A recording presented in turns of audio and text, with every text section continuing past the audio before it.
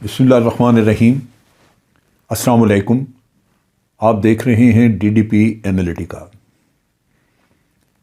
آج اس مختصر ویڈیو میں اپنا تجزیہ نہیں پیش کرنا چاہتا، بلکہ میں ایک ایسی تقریر آپ کے سامنے پڑھنا چاہتا ہوں جو کہ افغانستان کے وزیر خارجہ مولوی امیر خان متقی نے ناروے میں کی۔ اب جانتے ہیں کہ اس وقت افغانستان ڈیسپریٹ ہے، ان کو مدد کی ضرورت ہے، اور ان کے ہاں خوراک کی قلت ہے، ادویات کی قلت ہے، مسائل ہیں، تنخواہوں کے لیے پیسہ نہیں ہے۔ لہذا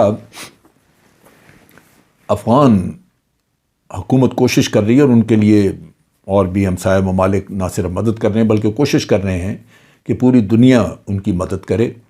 اور اسی سلسلے میں ناروے میں ان کو بلایا گیا، ان کو دعوت دی گئی، ان کے وفد کو، اور افغان طالبان کا وفد وہاں پہ گیا، اور وہاں پہ مغربی دنیا کے امریکہ سمیت مختلف وزراء خارجہ وغیرہ موجود تھے، جن کے ساتھ بات چیت ہوئی، اور بات چیت میں افغان حکومت نے اپنے مسائل پیش کیے اور بتایا کہ یہ آپ ہی کے پیدا کردہ مسائل ہیں، لیکن جواب وہی تھا کہ آپ انکلوسیو گورنمنٹ بنائیں، ہیومن رائٹس کی وائلیشن ختم کریں، پھر آپ کو امداد دی جائے گی۔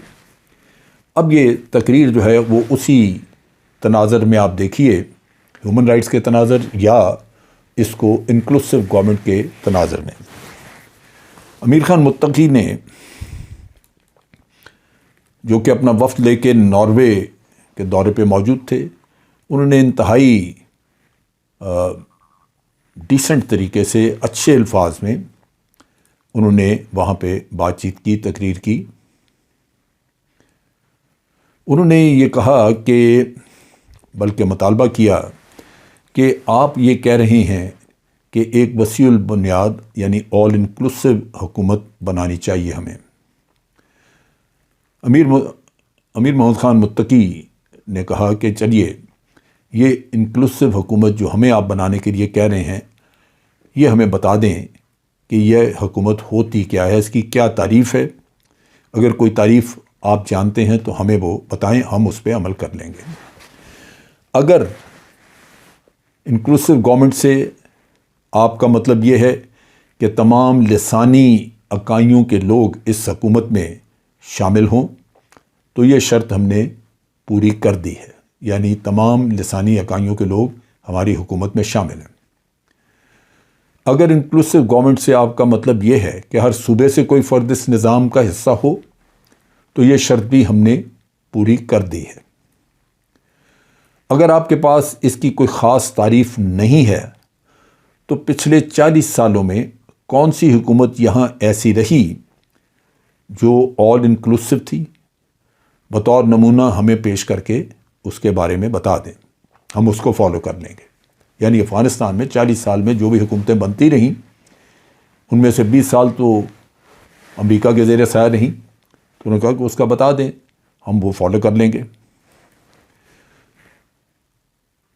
متقی صاحب نے کہا کہ آپ مغرب میں رہتے ہیں اور ہم مشرق میں، پورے مشرق میں بتا دیں کوئی رول ماڈل، کوئی حکومت جیسے آپ سمجھتے ہیں کہ وہ انکلوسیو ہے، ہمیں وہ بتا دیں، ہم اس کے معاملے میں، اس کے بارے میں غور کر لیں گے، دیکھ لیں گے۔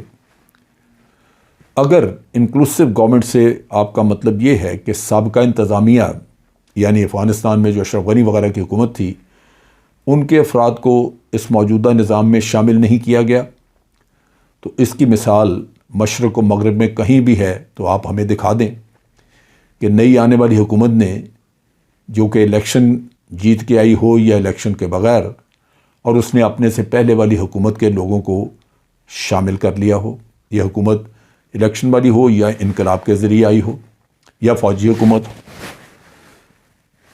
اس میں سابقہ حکومت کے افراد ہمیں تو نظر نہیں آتے کہ کسی نے لیے ہوں۔ انہوں نے کہا کہ امریکہ میں حالیہ الیکشن میں جو بائیڈن کی جیت ہوئی، تو ہمیں بتا دیں کہ کیا انہوں نے ٹرمپ انتظامیہ کے لوگوں کو اپنی حکومت میں بطور وزیر شریک کیا؟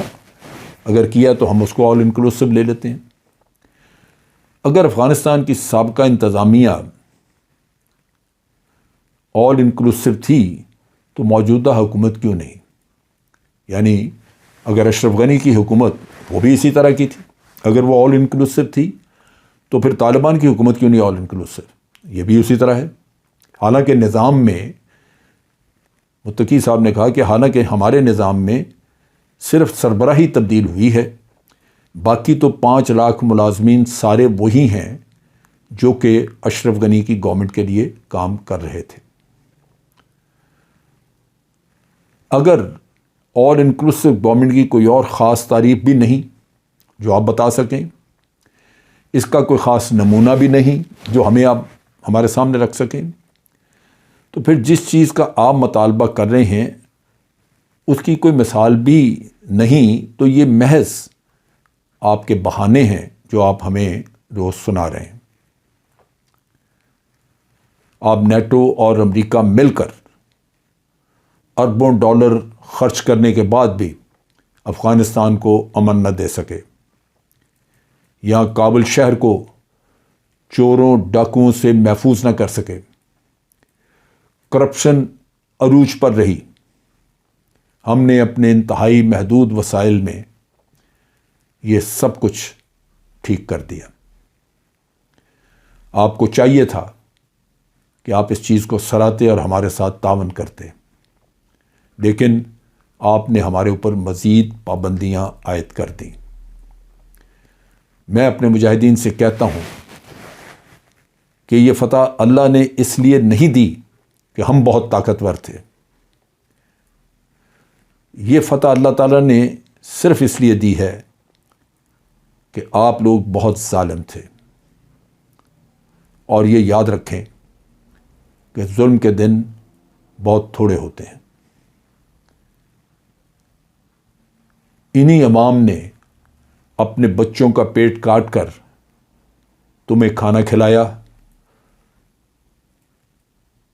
تمہاری وجہ سے ان کے گھروں پر بمباریاں اور چھاپے پڑتے رہے، انہوں نے ہی تمہیں اپنے گھروں میں دشمن سے چھپایا، آج ان کا خیال نہ رکھا، ان کی مدد نہیں کی، تو اللہ تعالیٰ ہمیں بھی ایسا ہی ذلیل کرے گا جس طرح ہمارے دشمن کو کیا ہے۔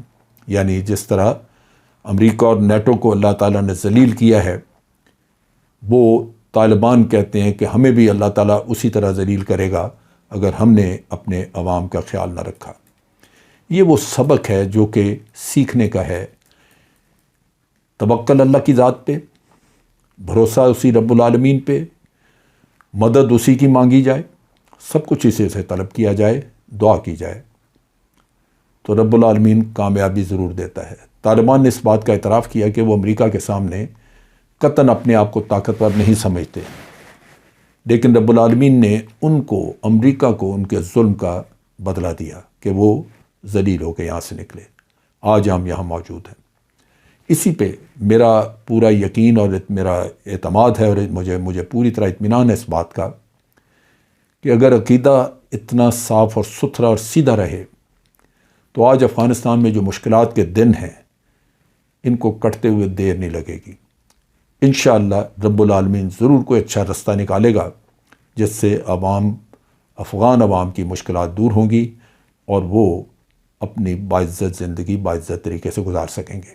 آج کے لیے اتنا ہی۔ افواج پاکستان زندہ باد، پاکستان پائندہ باد۔